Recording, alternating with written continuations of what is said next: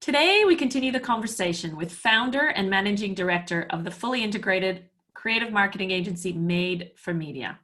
Starting in the TV industry, Rebecca Pini was the youngest news director at Channel 10, which is a leading TV network in Australia, for 10 years before moving to the UK to work with film mogul Columbia TriStar and Sony Pictures.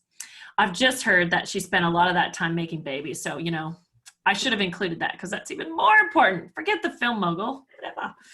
Her extensive experience in the ever-evolving marketing and communications industry is what has led her to long-standing relationships with big-name clients for the past 17 years. Priding herself on hard work and a collaborative approach within her team, she has positioned her agency to be one of great repute and workability. You really get the sense that this woman is most proud of the work she does for those who can't afford what she offers. The Women's Hospital Foundation, Group 61, which focuses on mental health, the Allison Baden-Clay Foundation, dealing with domestic and family violence, and she does it all pro bono.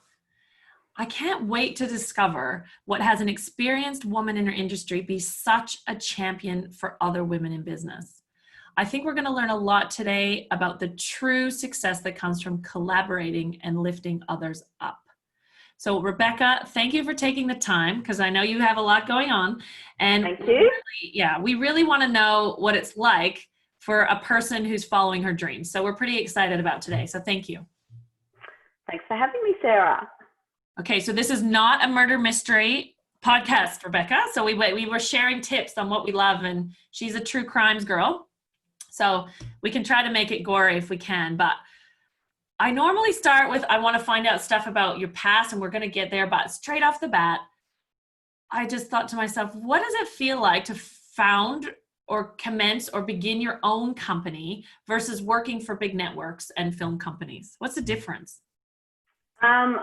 Well, probably not answering to someone. I'm only answering to myself. I think that was my main driver. Fortunately, probably I could say that now, is I had some really hard bosses through the late 80s, early 90s, like really, I guess, sort of under a dictatorship sort of vibe in the workplace. And I would say instead of getting damaged by it, I sort of learned from it and vowed that I would never work for those type of people again. Hence why I started my own company and wanted to create a culture that I always really wanted to be a part of. Yeah, okay. So tell me who you are as a boss after those experiences with some hard bosses. Because if you were the youngest news director in that major TV network with full-on bosses, what have you now created as a boss that's different? I sort of allow my team to contribute with feedback that's positive and not harsh criticism. I think when I was a young person, basically you were I guess ridiculed for ideas or criticized for or anything being assertive. So I encourage my team to contribute openly, and my saying is no idea is a stupid idea, because the stupid idea could actually spark the best idea. So we just, we're a bit crazy in there. We just come out and just say the weirdest things, but hey, we get some great ideas from it. That's great. I'm glad you said that, because I didn't know the background, but I felt that you had a very collaborative approach with your team and that you were really open with them. So I now see part of why. So what do you think allowed you to rise up so well in that environment? Like, how did you do that so young? I think I've always been a jump in and you either sink or swim. That's been my sort of saying in my head since I was young. I've had I had a feminist mother in the 70s. So she was the one that would, speak up about everything. I used to sort of curl under her arm half the time going, Mum, be quiet. But, she taught me that, hey, I've got a voice too. I was the kid that I said to Mum in the 70s, I want to play AFL on the boys team. And she went, well, you can. But the school said, no, I can't. But she made sure I could. So, so really my mum was probably the person in my life that sort of said, you can actually do anything you want. So, so hence I've just had that mindset that I can pretty much, if I want something, I can get it. Wow. Oh, Mm. no, I felt that. I felt her coming right through. And go, Mum. I had that mum. I'm Canadian, so mine was baseball, and girls weren't allowed to play. We played softball, and Mum was like, "No, we don't." So, yeah, it's wonderful, isn't it? And after we have kids, I find we appreciate even more, the impact. Sometimes we're just living in it, so you don't even realize that Mum was different. Maybe. Yeah, absolutely. The only way that I knew my mum was different was when my grandmother looked after me, who was an English woman. She's a beautiful woman. But I remember we were in the backyard of my house in Adelaide, and there was a fire in the scrub behind. And I said, "Oh, I wonder what's burning there." And she whipped her head round to me and said, "Your mother's bra." No way. She did, and I was like going, why would Mum put her bras in the fire? So that, obviously the relevance of that has become very clear. Oh man, there's everything in me to not go on a rampage of sharing funny mom stories. So this one's to you, Mom. You'll appreciate. Oh my gosh.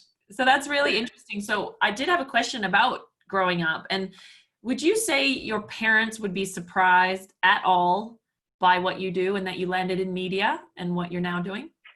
No, my dad's he's a career newspaper man. So my dad started as a copy boy with Murdoch when he was 15 years old. So he was because the Adelaide News, I think it was the Adelaide Advertiser, was the first paper, a Murdoch paper. So my dad went through that whole system. So when obviously I was very, I guess, entrenched in the life of journalism and everything like that, my brother became a journalist. And then I wanted to be Jana Vent, which I don't know if you know who Jana Vent is, 60 Minutes. She was the first female powerful reporter on 60 Minutes. And I've been watching 60 Minutes since the 80s. So I wanted to be her. But obviously I took a different direction when I didn't do too well at school and get into journalism. Oh, okay. So I, started in TV at 17 and sort of took the direction of production and marketing and PR.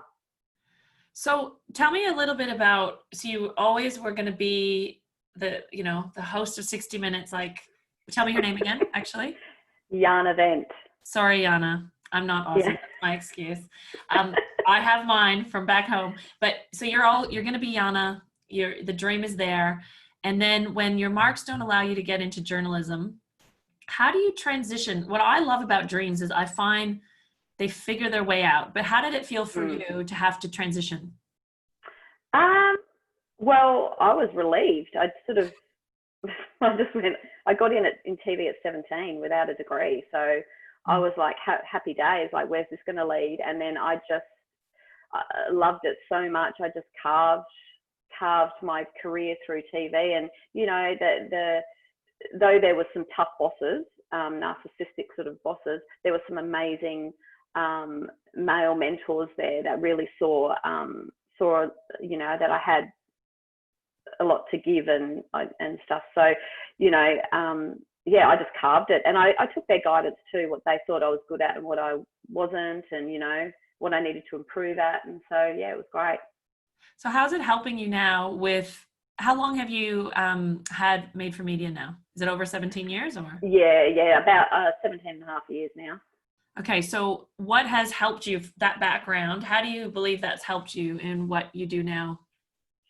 There's a couple of things that have helped me. I know how to adapt really quickly because obviously you're working in live TV a lot.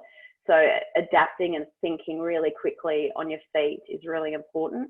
Sort of a little bit of crises management in regards to that as well. Mm-hmm. And one saying that one of my bosses said to me, because I just would fight all the time with just, fighting for people's rights and my staff and everything. And he just pulled me aside and said, "Beck, you got to stop fighting for the jelly beans and fight for the Rolls Royces." And I was like going, what does that mean? So I really think about that statement, because I was fighting, which I know was the people, but he said there's bigger pictures to why you're fighting for those people. So you've got to think of the bigger picture. So there's all things like that I've learned along the way. Yeah, that's really profound, actually. And I think it doesn't surprise me that you were feisty and fighting, because in some ways, when I look at what you've done, I was truthful in that I get the sense that what you find most rewarding is helping the people that can afford what you do, and then you do it pro bono. So is that the Rolls Royces? Is that what you're doing now? Yeah, I like to pick up a more topic or a social issue that everyone's probably a little bit uncomfortable to talk about. So when I particularly did Group 61, I started that a while ago now. I think that was 2009, I think.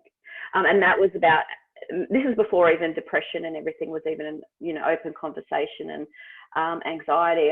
But I was talking more about severe mental illness, people isolated with schizophrenia and bipolar. And and I did that because I've got a brother that's gone through that, unfortunately, and lives a life of that. So he was connected to this group, which basically he was a volunteer to take out really unwell, isolated people. So wow. it was healing him by healing others. So then I thought, well, how can I help this group get out there and get more people to help? And so that's why I took that on, and it was so rewarding. And media wouldn't touch it for a long time, and then, there was some amazing key media in TV. Andrew Lofthouse is one of them, actually. I always thank him about this, who's Channel 9 newsreader. He said, yes, he'd come and support the opening and be an ambassador, which I was just like, I only thanked him again at the start of this year. I said, you saying yes to that was really out of the ordinary. No one topic. Why do you think?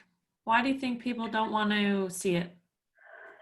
Because they don't know how to deal with it. I think mental illness is just, if someone's got, cancer, or, someone's got, some other disease or illness, you can sort of talk about it, but mental, there's no rationality to it. So I think people can't rationalize with why someone's brain works differently like that, and then how to deal with someone that actually can come across, in the height of mental illness, people can come across obviously in a way that other people can't deal with. So it's a tricky one, but we finally got talking about it, which is great. And then I sort of took on the it's about 4 years ago now, Allison Baden-Clay Foundation.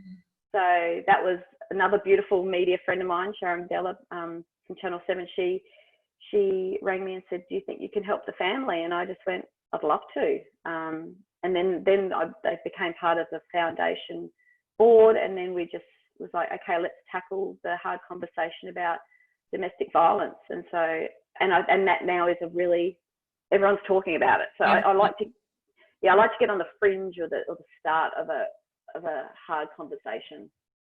So what's the current hard conversation that we're not having? Racism. I think that's most definitely the hard conversation. Everyone feels really difficult to talk about. It's the next big one, which you can see is happening, but it's still, I actually, to be honest, I think the Australians conversation is about our own internal history. I think that's our biggest one. And, again, that's something that as a young person I've always spoken about, because I was never taught appropriately in school about Australian history, which is a shame. Absolutely. And so do you feel like, I'm just curious on this exact topic around race. So just so you know, my background, so my dad is Black Canadian and my mom's white, but you can't tell. So I live a privileged life because of the way I look, and I have the heart of something else, and maybe even the education. So because I care about it, I know a lot about it from a historical point of view, but I'm North American, so I've got that history. However, being in this country for 20 years, how do you feel about talking about it? Because I feel that there's a sense of, don't want to say the wrong thing. Absolutely. And it's getting more and more tense, if anything, not like, I think people are getting more and more nervous because, and that's always been my, my angst. I hate that because Mm. I feel that then we don't get to really hear how people, like for me, the healing is like the realness of it. If people can be real and free, but if we just pretend and are afraid. So how do you feel about this conversation? Let's talk Australia. Mm. And what are you feeling that you could be doing? Well, I think you're bang on there in regards to majority are probably too scared to express how they feel. Even if it's in the most positive light, being a privileged white person can come across, you just feel guilty about that. You know, there's a whole lot of guilt associated with it. And by slightly using the wrong word or the wrong expression, you could be offending. It's actually really tricky. But I'm hoping that, you know, I actually hope Indigenous and or Aboriginals and Torres Strait Islanders can teach us the best way to have the conversation, because we want to have the conversation. Yeah, there's a really cool, I guess it was a post. A guy in the US wrote conversations with a black man. And he was great. He just was dressed all in white, sitting on a chair, and he was like addressing all of these things that confuse people and and basically educating. This is why, like things like how come black people can use the N-word, but you can't? Like things that like more social stuff, you know, things that people are asking. And I thought he was amazing. So I thought that would be really cool. You know, in Australia, is it called that? There was a movie. Is it called Australia Day and it was the AFL player? Yes, it's called. Oh my gosh, with Goodings. Goodings, yeah, it was. Yeah, what an amazing doco that was. I might put that in the show notes actually, because it was amazing, and I think he could really lead the conversation beautifully. Actually, they've just put a mural up of him, which is which is beautiful. And it was like, well, why did he have to go through all of that? Sorry. And then suddenly be celebrated because of this little turning point. He should have been celebrated at the start. But for me, it was, he revealed it. He exposed it. That's what I thought was amazing. And who wants to be the one? But he was the one, like his life became the exposing of it, because a lot of it is like, oh, nothing's happening. We're good. You know? And so there's something about, are you like really? So that alone to me exposed what I've been kind of saying to Nat for years. But again, you live in these little bubbles and you just go, no, nothing's happening, all is well. So like I told you, we're off on a racial tangent, but it's a tangent that's very current. Oh, it's definitely the next, you know, I think women we've continued, we're always, you know, I don't even know the appropriate way, with the Me Too movement happened. It's great, and things are slowly changing. This is definitely the next thing that, you know, for all our societies to deal with. So I want to talk about women for a second, because I think what inspires Nat and I about what you do is how you lift other women up. So some people go, well, of course she does. Well, how is it that you don't feel competitive with women? Rather, you feel like you collaborate. So what is it, you know, whether it's you as She Society or you in the workplace, but that was the number one thing Nat said to me. She's like, I want to talk to her about that because I think it's special. So what do you think gives you that freedom to like uplift others? I think because I was always the girl against the boys. Like in TV, early TV was really quite difficult. I had to become one of the boys to escape the inevitable being, I guess, the one that they would be harassing, if I could say that. Yeah. So I became one of the boys to protect myself from that. And then I sort of got to a point, why do I have to behave like this? Why do I have to not be a woman to achieve? So then I sort of, there was a lot of turning points in my life. Give me an example. Tell me what that means when you say become one of the boys. Speak like the boys.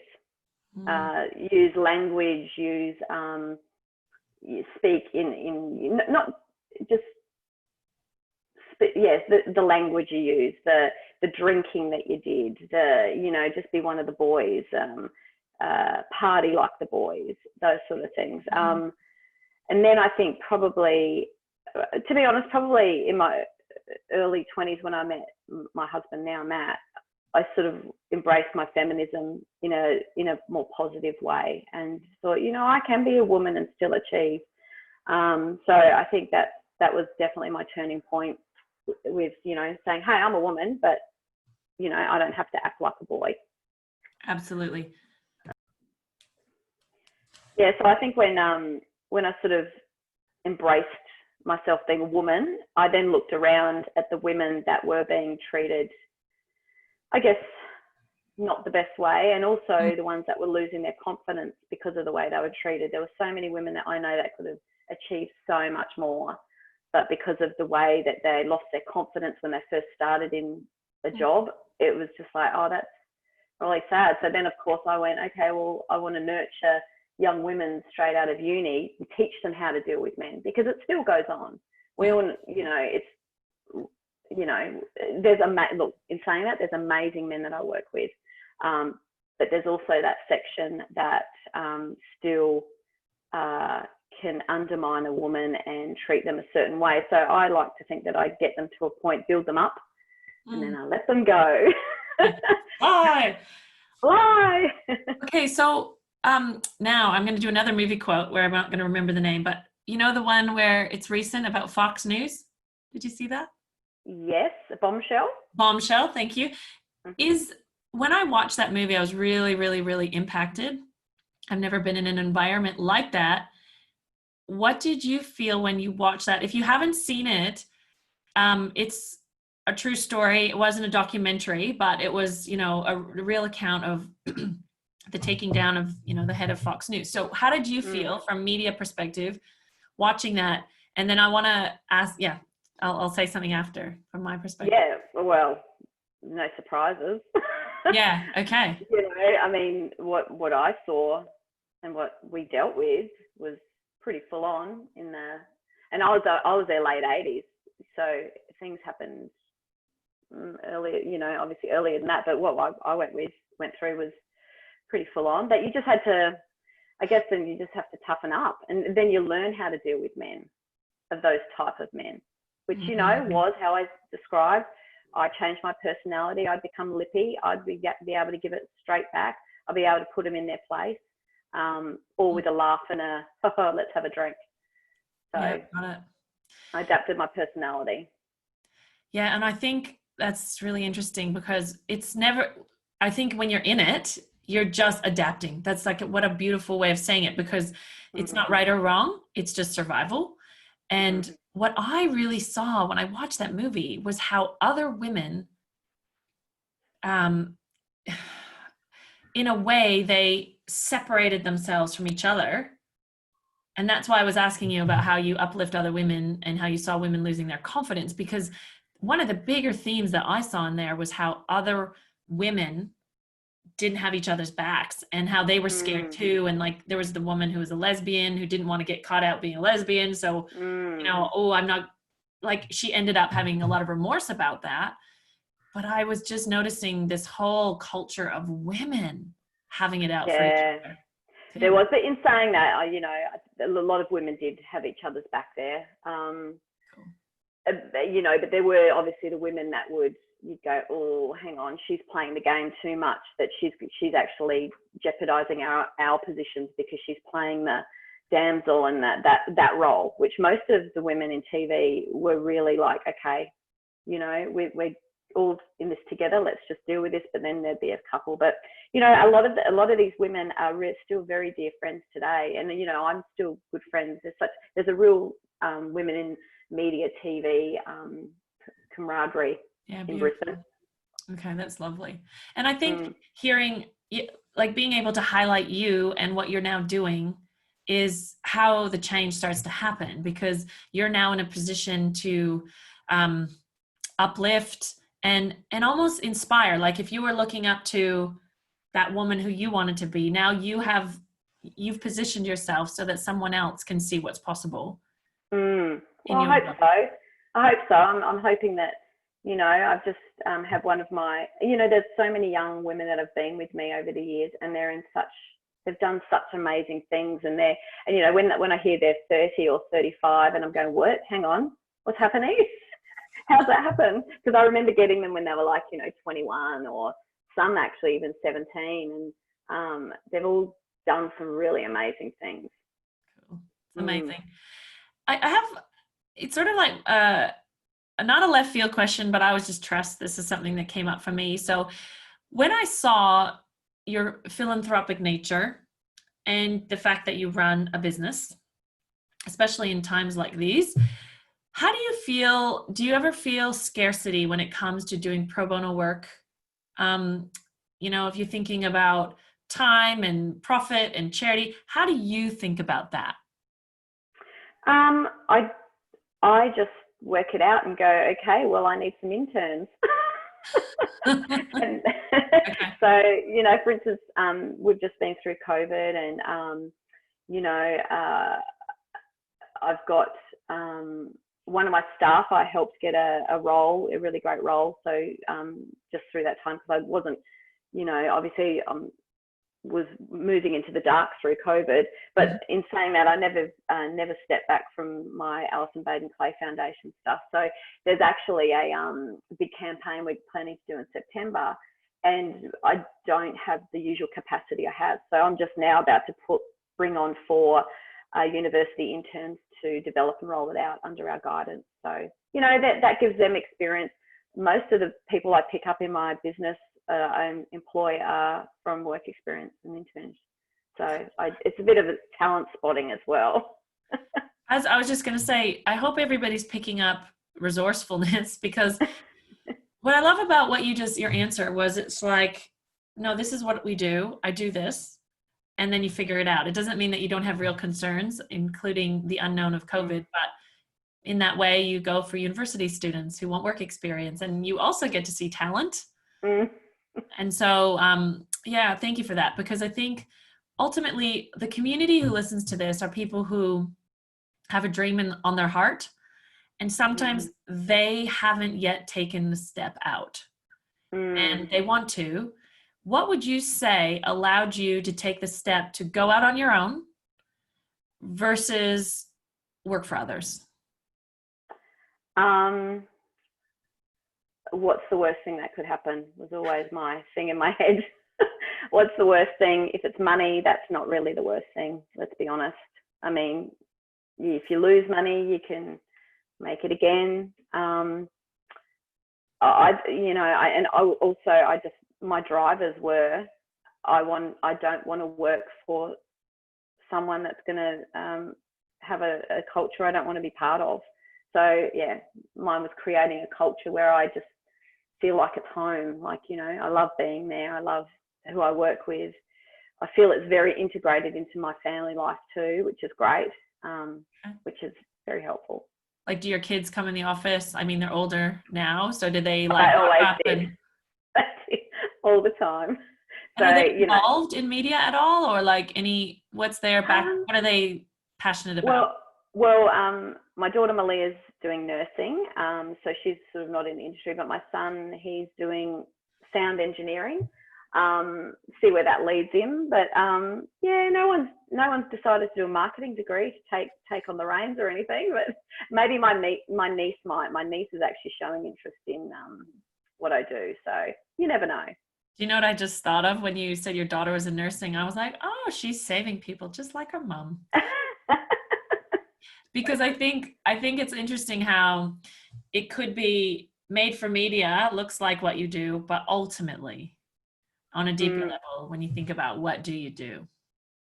Yeah, and I think, really I do sometimes think that, I may not be the wealthiest of, agencies financially, but I know that my heart is more full. That's beautiful. I really want to thank you for this conversation, because it's, again, to me, it's all about demonstrating what's possible Mhm. And I can really feel your drive to create a culture. Like I can see your definition of success. And if that's not wealth, I mean, to me, that feels very wealthy. So thank you very much. Thank you for having me.